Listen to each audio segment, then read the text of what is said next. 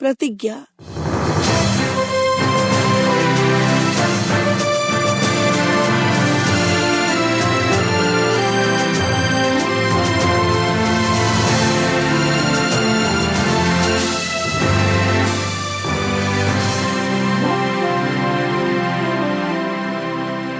प्रिय श्रोताओ, कार्यक्रम यीशु की कहानी में आपका स्वागत है। आज एक बार फिर से हम अपने नाटक की नई श्रृंखला को सुन रहे हैं, जिसका नाम है छुटकारे की कथा, और जो पवित्र शास्त्र बाइबल में से ली गई है। इस श्रृंखला में हम पुराने समय के पुरुष और महिलाओं की कहानियां सुनेंगे और जानेंगे कि किस प्रकार परमेश्वर ने उन लोगों के जीवन में अपनी योजना को पूरा किया, जबकि इन लोगों ने उन दिनों में विभिन्न प्रकार की समस्याओं और संकटों का सामना किया और परमेश्वर की सहायता को प्राप्त किया।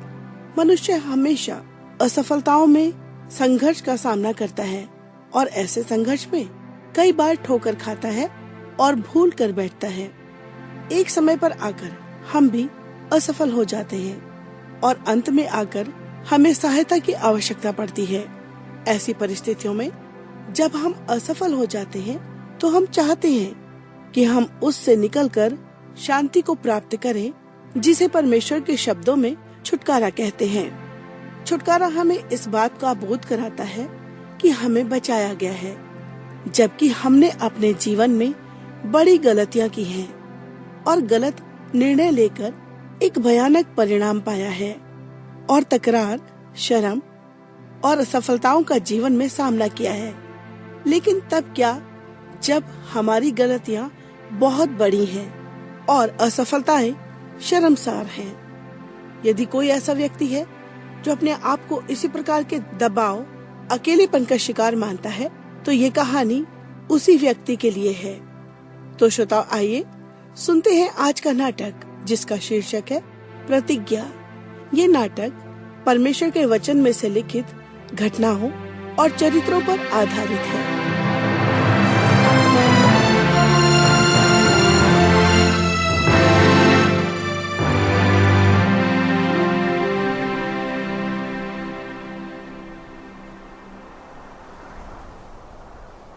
लगभग 378 दिन के बाद नूह, उसके पुत्र और उनकी पत्नियां जहाज से बाहर आकर अपने कदमों को भूमि पर रखते हैं और शुद्ध वायु में गहरी सांस लेते हैं। बाहर का नजारा देखकर वो रुक जाते हैं। चारों ओर खुला है और ऐसा वातावरण है जिसकी उन्होंने कभी उम्मीद भी नहीं की थी। वो सुबह का समय था और सब कुछ नष्ट हो चुका था। पृथ्वी पर केवल 8 लोग जीवित थे और वो बिल्कुल अकेले थे।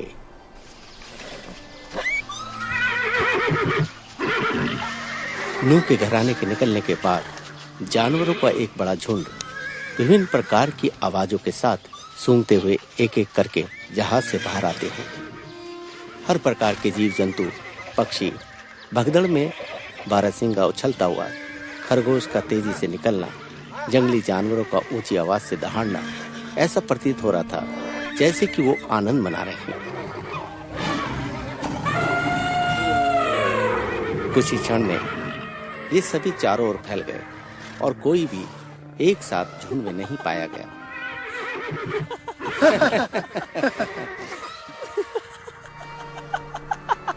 कुछ देर के बाद नूह और उसके परिवार ने अपनी चीजों को इकट्ठा किया और जहाज को छोड़ दिया। वो उस पहाड़ से उतरकर पश्चिम की ओर बढ़ गए।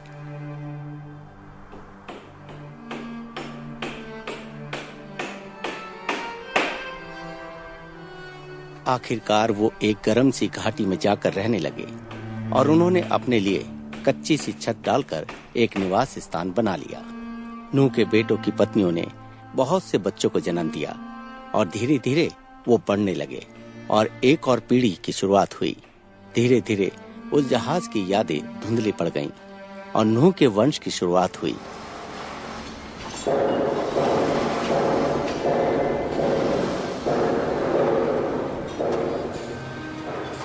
लेकिन दुख की बात यह है कि परमेश्वर ने मनुष्य को दूसरा अवसर दिया था।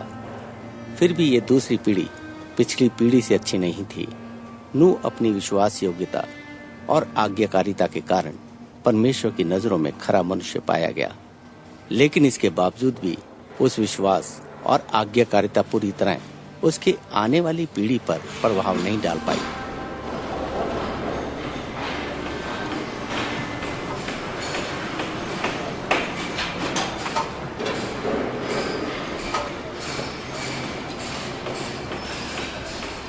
समय बीतता गया, बहुत सी पीढ़ियां आईं और चली गईं, लेकिन उन सब के बावजूद नूह की पीढ़ी पृथ्वी पर फैलने की बजाय पश्चिम दिशा में सिनार के मैदान में इकट्ठा होकर रहने लगे और वहां रहते हुए वो लोग एक मीनार का निर्माण करने लगे और कहने लगे, आओ हम एक नगर और एक गुम्मट को बना लें जिसकी चोटी आकाश से बातें करे। इस प्रकार से हम अपना नाम करें, ऐसा ना हो कि हमको सारी पृथ्वी पर फैलना पड़े। जब लोग नगर और गुम्मट बनाने लगे तब इन्हें देखने के लिए यहोवा उतर आया। परमेश्वर उनके इस कार्य को देखकर दुखी हुआ और कहा, आओ हम उतर के उनकी भाषा में गड़बड़ी डालें कि वो एक दूसरे की बोली को ना समझ सकें। वहीं से परमेश्वर ने मनुष्यों को सारी पृथ्वी के ऊपर फैला दिया।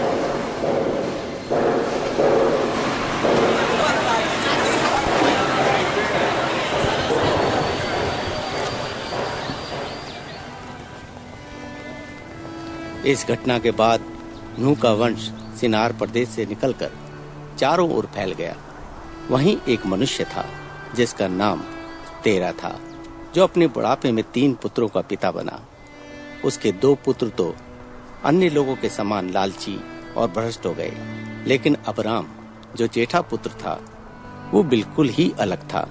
जब तेरह का दूसरा पुत्र बुरी संगति के कारण एक विद्रोह में मारा गया, तब तेरह ने अपना सारा माल लिया और अपनी दुखी बहू और उसके छोटे बेटे लूत और अब्राम और उसकी पत्नी को लेकर उस जगह से भाग गया।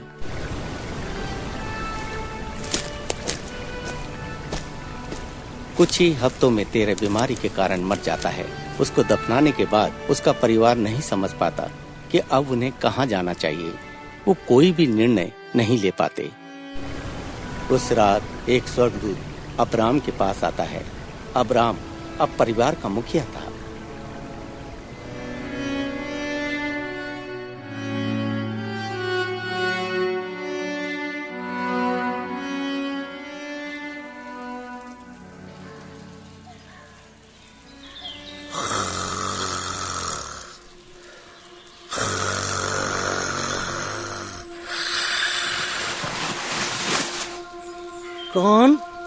कौन है वहाँ?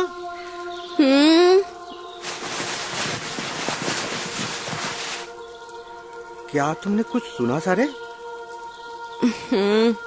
आप वापस जाकर सो जाइए अब्राम।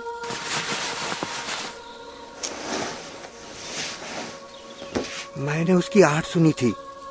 लगता हमारे डेरे में कोई बहुरूपिया घुस आया है।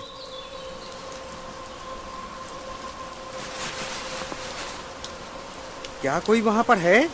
कौन है? क्या कोई वहाँ है? अब्राम। कौन है? कौन है वहाँ? अपने देश और अपनी जन्मभूमि और अपने पिता के घर को छोड़कर उस देश में चला जा जो मैं तुझे दिखाऊंगा। लेकिन आप हैं कौन? मैं तुझसे एक बड़ी जाति बनाऊंगा और तुझे आशीष दूंगा और तेरा नाम बड़ा करूंगा और तू आशीष का मूल होगा। एक बड़ी जाति? लेकिन ये कैसे हो सकता है? मेरे पास तो कोई संतान भी नहीं है और न ही हमें वो भाषा आती है जो अन्य लोग बोलते हैं।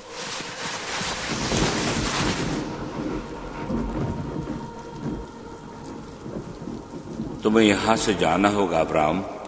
जो तुझे आशीर्वाद दे उसे मैं आशीष दूंगा और जो तुझे कोसे उसे मैं शाप दूंगा और भूमंडल के सारे कुल तेरे द्वारा आशीष पाएंगे। हाँ, सर्वशक्तिमान परमेश्वर, जैसा आपने कहा है मैं वैसा ही करूंगा। अब्राम ने पहले कभी इस प्रकार के दूत को नहीं देखा था। उसने सोचा, ये स्वर्गदूत सर्वशक्तिमान परमेश्वर की ओर से भेजा गया है।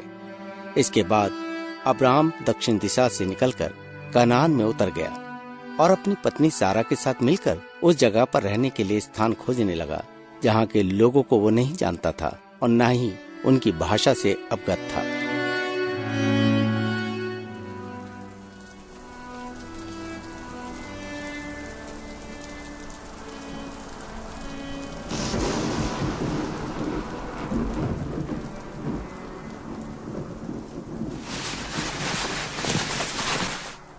ओहो, आज का दिन तो बिल्कुल।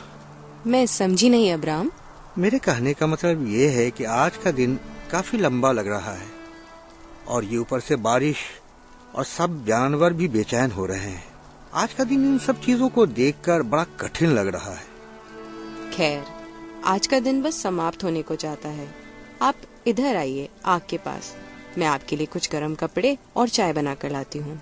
नहीं नहीं सारा, तुम तकलीफ मत उठाओ। अभी आज का दिन समाप्त होने में काफी समय बाकी है। कुछ देर में मुझे जाना ही होगा। लेकिन क्यों अब्राम? ऐसा प्रतीत हो रहा है जैसे एक भयंकर आंधी आने वाली है। यही तो समस्या है सारे। मुझे निश्चित करना होगा कि सब जानवर और अन्य चीजें अच्छे से बंधी हैं या नहीं। हमारा पहले भी बहुत सारा सामान आंधी में चला गया था और हमें भारी नुकसान उठाना पड़ा था। स्वामी जी, स्वामी जी। ओहो सारे, मैं क्षमा चाहता हूँ। मुझे चाय छोड़कर अभी जाना होगा। एलिजा मुझे बुला रहा है।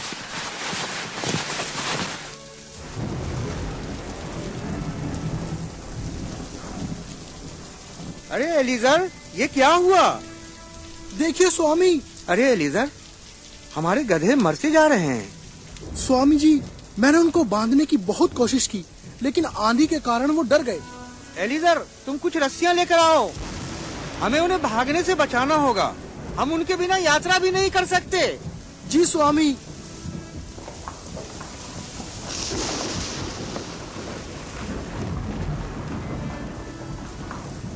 जल्दी से कुछ कंबल भी लेकर के आओ। अरे, इन जानवरों को मैं ऐसे नहीं देख सकता।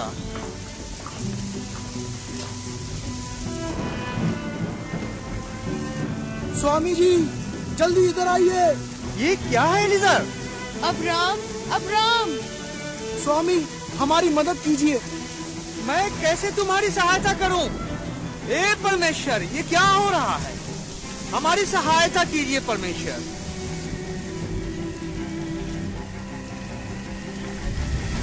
अब्राम, कहाँ हैं आप? स्वामी, हमारी सहायता करें। शक्तिमान परमेश्वर, हमारी सहायता कीजिए।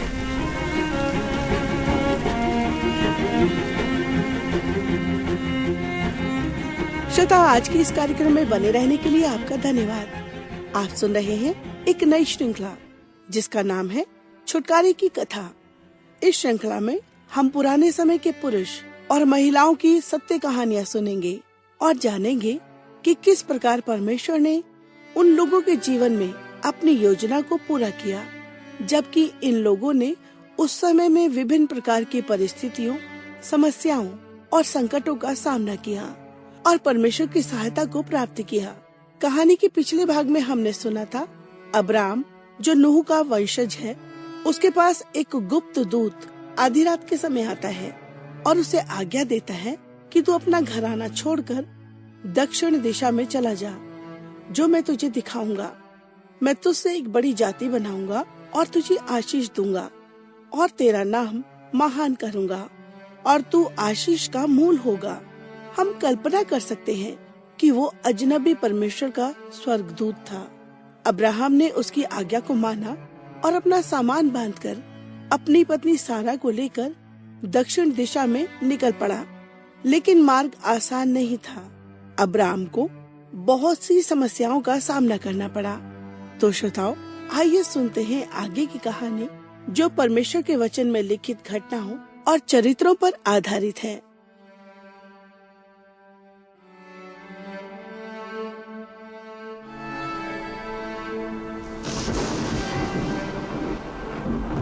ओहो, क्या आंधी है।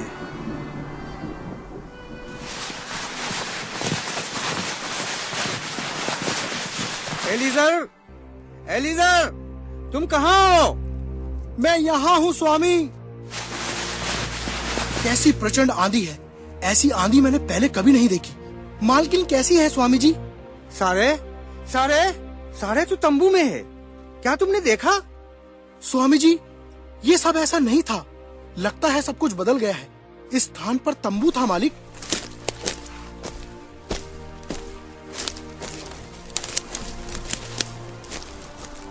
सारे, तुम कहाँ हो?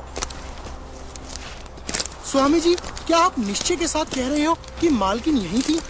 एलियाजर, रेत हटाओ। अरे जल्दी खोदना शुरू करो। सारे, मेरी सारे, क्या तुम मुझे सुन सकती हो?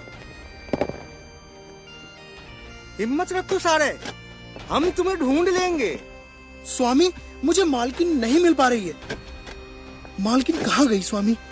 वो यहाँ नहीं है। रेत खोदते रहो एलियाजर। सारे सारे, क्या तुम मुझे सुन रही हो? सारे, मेरी प्यारी पत्नी सारे, क्या तुमने कुछ सुना है एलियाजर? क्या? मुझे कुछ नहीं सुनाई दिया स्वामी। सारे, क्या तुम मुझे सुन रही हो? कहाँ हो तुम सारे? ऐसा लग रहा है मालकिन यही है स्वामी। हाँ, मुझे तंबू मिल गया। इसे खींचने में मेरी सहायता करो एलियाजर।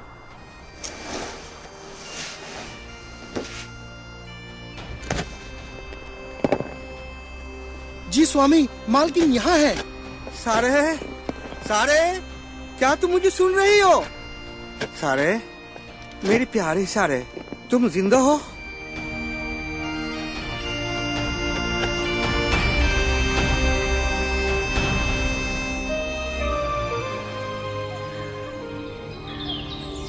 उस रात अब्राम ने अपनी बहुत सी भेड़ बकरियों और गधों को खो दिया, लेकिन इन सब का खोना कोई बड़ी बात नहीं थी, क्योंकि अब्राहम की पत्नी और उसके सेवक ठीक ठाक थे। उस दिन आंधी बहुत ही भयंकर थी और ऐसी आंधी उन्होंने पहले कभी नहीं देखी थी। फिर भी ऐसी परिस्थितियों में तेज आंधी का सामना करते रहे और उसी रात अब्राहम ने एक जानी पहचानी आवाज को सुना और नींद से जाग गया। क्या आप ही हैं सर्वशक्तिमान परमेश्वर? आप वहाँ हैं? परमेश्वर, मैंने तो सोचा था कि आज की तेज आंधी में हम सब मर जाएंगे। मैं रो रो कर आपको पुकार रहा था क्योंकि मैं डर गया था। मेरे सारे गधे खो गए। आपने मुझे कहा था उस स्थान को जा जो मैं तुझे दूंगा और तेरी अगुवाई करूंगा। अब हम और आगे नहीं जा सकते। मेरे परमेश्वर, आप कहाँ हैं? क्या आप ही हैं परमेश्वर? अब्राम, हाँ, सर्वशक्तिमान परमेश्वर। आंख उठाकर देख, जिस स्थान पर तू है वहां से उत्तर दक्षिण पूरब पश्चिम चारों ओर दृष्टि कर, क्योंकि जितनी भूमि तुझे दिखाई देती है उस सब को मैं तुझे और तेरे वंश को युग युग के लिए दे दूंगा। मेरा वंश? मैं तेरे वंश को पृथ्वी की धूल के किनकों की नाई बहुत करूंगा। बहुत? लेकिन परमेश्वर। उठ, इस देश की लंबाई और चौड़ाई में चल फिर, क्योंकि मैं उसे तुझी को दूंगा।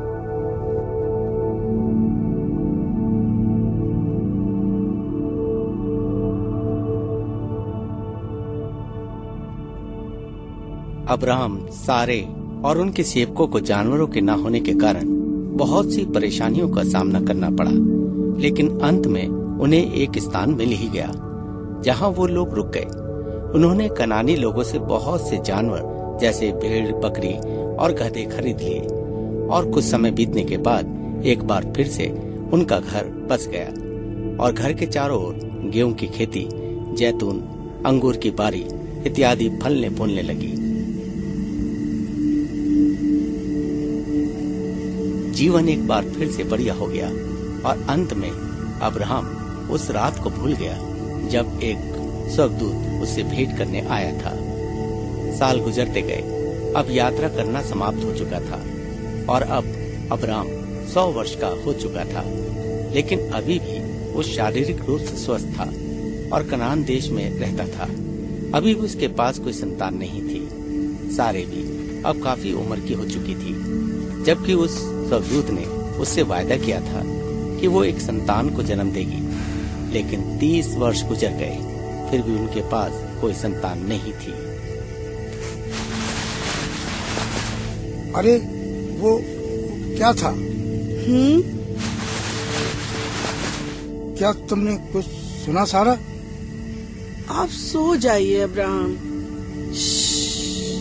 मैं पहले भी आवाज सुन चुका हूँ, मुझे इस आवाज को समझना चाहिए।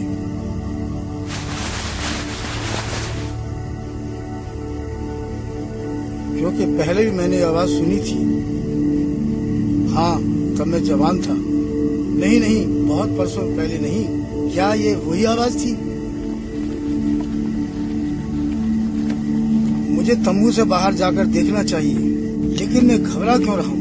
क्यों मैं अचानक डर से कांप रहा हूँ? हे सर्वशक्तिमान परमेश्वर, याद करने में मेरी सहायता कीजिए। मैंने ये आवाज पहले भी सुनी है। ये हलचल बहुत वर्षों पहले भी हुई है। हाँ, मुझे याद आ गया। ये आवाज मैंने तब सुनी थी जब हम रात के समय हारान में पहुंचे थे। उस रात मेरे पिता का देहांत हो गया।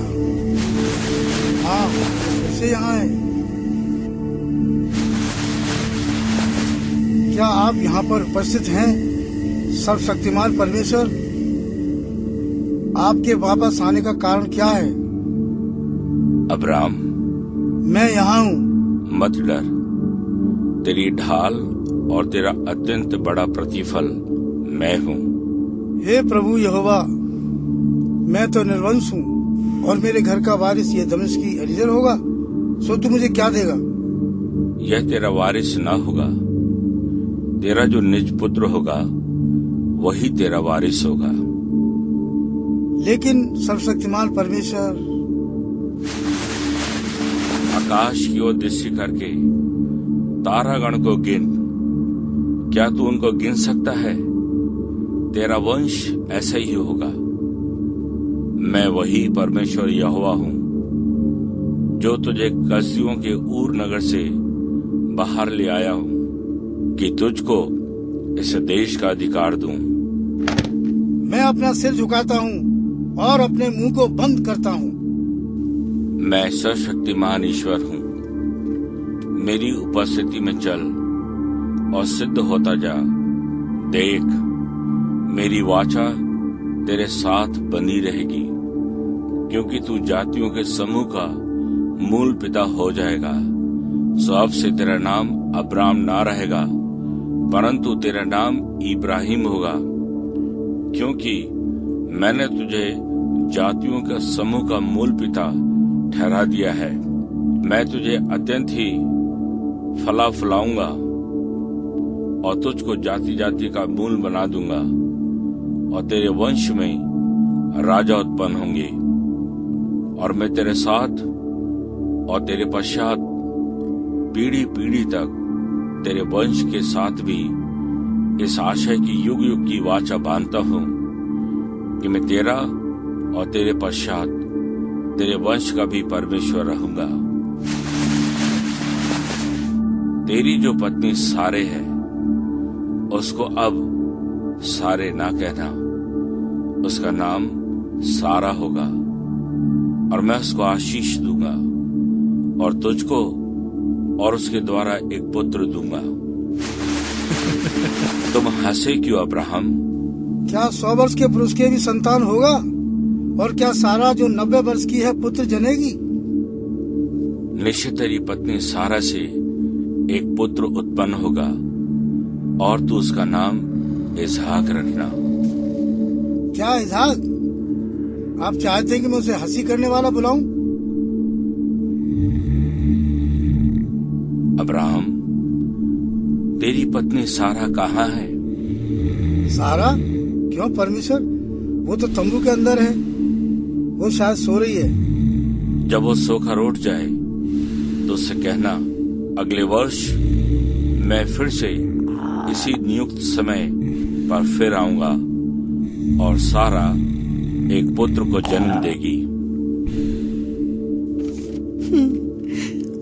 तो बूढ़ी हूँ और मेरा पति भी बूढ़ा है, तो क्या मुझे ये सुख प्राप्त होगा? सारा, तुम क्यों हंसी? क्या मेरे लिए कोई काम असंभव है?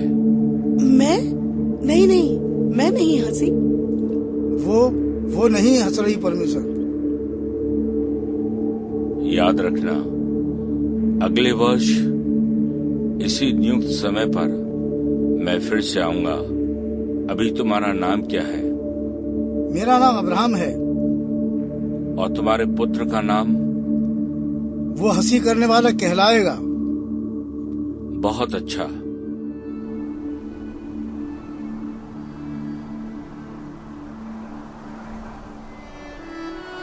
कुछ महीनों बाद आधी रात को सारा अपने पति के पास सोई।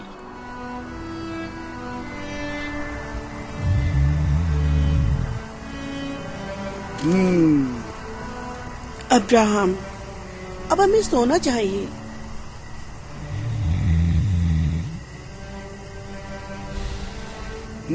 क्या है? तुम क्या कहना चाहती हो सारा? अब्राहम, तुम विश्वास नहीं करोगे, मैं पेट से हूँ। क्या? हाँ, हम संतान की आशीष पाने वाले हैं। अब्राहम शोर मत करो, दास लोग उठ जाएंगे। उन्हें नींद से जागने दो। अब मुझे परवाह नहीं है, हमारे संतान होने वाली है। उसका नाम हंसी करने वाला होगा।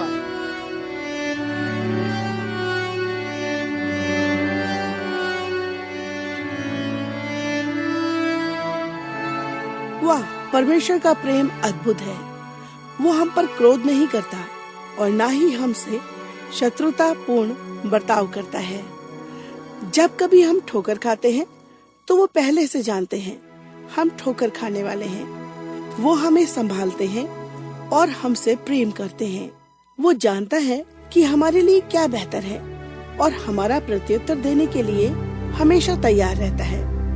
परमेश्वर का वचन साफ और स्पष्ट शब्दों में कहता है, सबने पाप किया है और परमेश्वर की महिमा से रहित है। परमेश्वर धर्मी और पवित्र है। पाप मनुष्य और परमेश्वर के बीच में रुकावट है।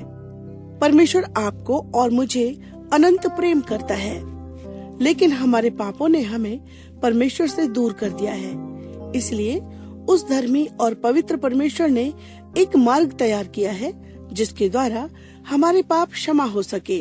अब मैं अपने हृदय की गहराइयों से एक छोटी सी प्रार्थना करने जा रही हूँ। मेरी प्रार्थना को ध्यान पूर्वक सुने और इसे अपनी व्यक्तिगत प्रार्थना बनाएं। प्यारे परमेश्वर, आप महान हैं और आप हमसे प्रेम करते हैं। धन्यवाद कि आपने हमारे लिए छुटकारे का मार्ग बनाया। हमारे पापों को क्षमा करने के लिए आपका धन्यवाद। मैं आपको और अधिकाई से जानना चाहती हूँ। आमीन।